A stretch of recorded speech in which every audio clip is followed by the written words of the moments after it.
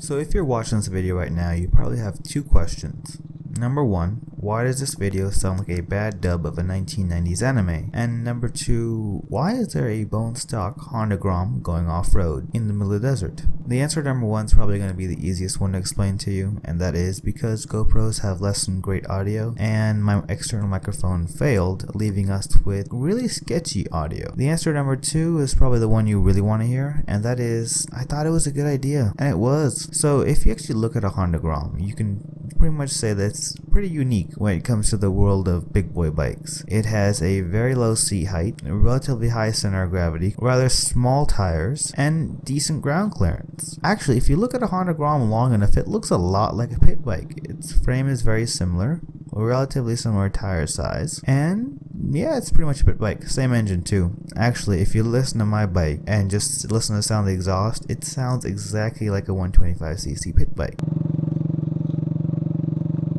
which is pretty much what this engine is. So that got me to thinking, how well can this bike handle off-road? Now, I was a little apprehensive about taking my little $3,000 Honda Grom off-road on my own in the desert into places that I don't know where they go. So I had my adventure buddy Steven, who is riding his Amstar Rocky 50, which is pretty much a reimagining of a Chinese clone of a Honda CT90, come with me. Now Steven actually knows this trail kind of well, and his bike is pretty well suited for off-road. It has large tires that look like they could be at home on a dirt bike, very good knobby traction. His engine is less than stellar, but it's required to be that size for him to be able to ride it on the street legally because he does not have a motorcycle license. And for all intents and purposes, the Rocky 50 is a great bike for off-roading use. On paper, the Grom not so much.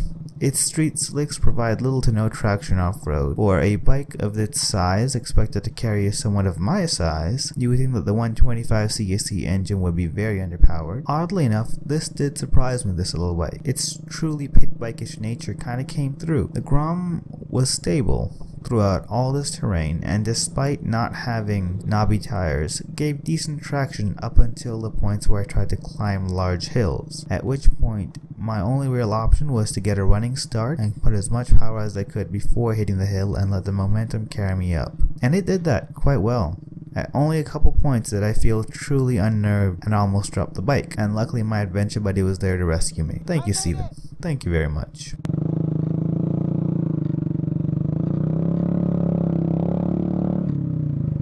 That's it? It goes up more that way. Huh? You want to go up that way? Yeah. I think I'll see if I can ride it. Right? Let's see.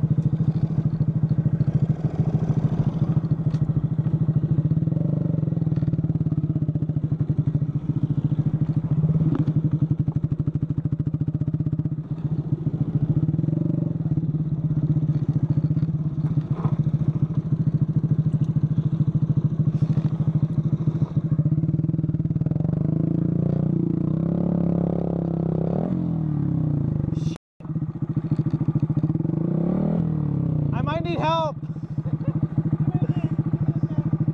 Grom down!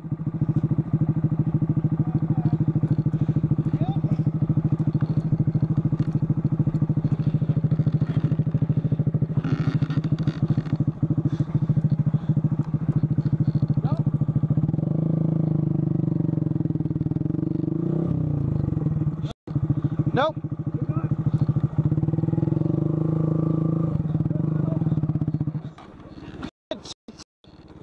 Gosh.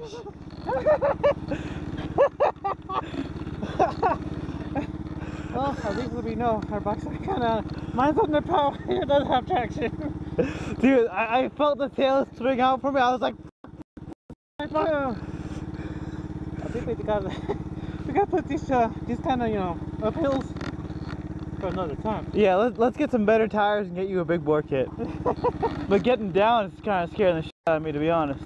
Well, go down with the bike. Like walk it in the side. Nah, dude, walk it. You can walk it up. You can't walk it down. Oh, it's easy. Okay, so just go slowly. Don't panic. Don't panic. I'm the most panicky you'll ever meet. Just go straight. You see that? Okay, you see it here? Come down here. The straight line. Try to avoid this left area. Go down and you should be fine. Okay, you go first. Okay. I believe in you.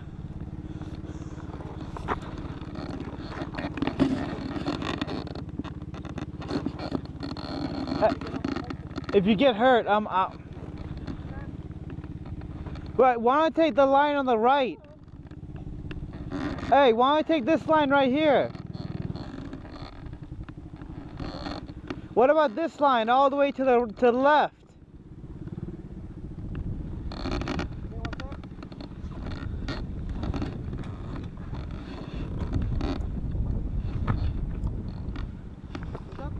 What about the line all the way to the left? Yeah, you can do that one.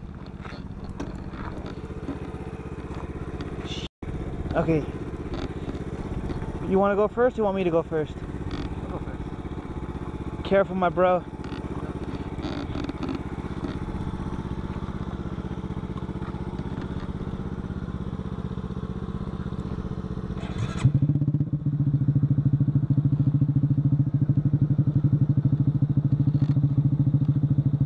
Oh, you're good.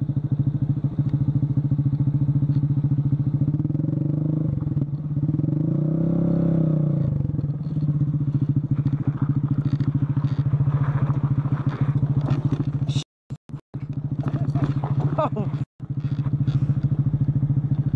Yeah, let's avoid the big hills for today.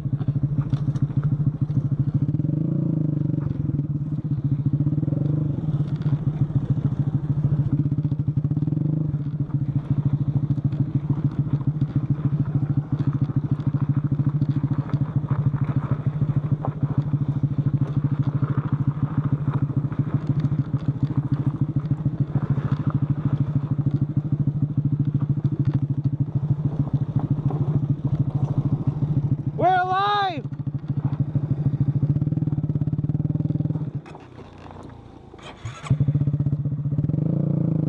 So overall, I would say the Grom does pretty well off-road, especially in stock form for what it is, and with a few minor modifications like dirt bike tires, probably some handguards, a skid plate for the engine, maybe an engine cage as well, a raised front fender, it could be a great little mini dual sport bike. Now as for Steven's Amstar Rocky, it's a beast. And the one thing that I thought would really limit this bike, its 125cc engine, didn't really affect it at all. Because of the Grom's limited suspension travel, it really limited the amount of speed that you can get on these roads without being truly uncomfortable. And for that kind of speed, this 125cc engine kept up quite well. Actually, I would even say that with this current suspension setup, this engine didn't even strain pulling this bike around. Overall, this bike has potential, and I really wish that somebody made a long travel, longer suspension throw, fork, and rear strut for this, and rear spring, or whatever it's called. I quite like my little Honda Grom, and I do plan on turning it into a little off-road ADV bike in the future. And as for Steven's Amstar Rocky, it's a great bike off-road. It's a very old design with very little in terms of modern convenience and technology, and its semi-automatic transmission really does blur the lines between moped and pit bike, if you will. We're gonna have quite a few videos modifying Steven's Rocky and my Honda Grom. In fact, we actually already have a video up right now of us installing fog lights onto his Rocky, which were LED, and quite interesting and fun to install. Also, if anybody has any suggestions in terms of what skid plate we should run, what kind of off-road tires we're going to get, which I am thinking of getting a Maxxis set of tires for this one, but if you guys have any better suggestions, feel free to drop them in the comments below. And what kind of front fender and bark busters I should put on the Honda Grom. It's more than just a fun little city roundabout bike.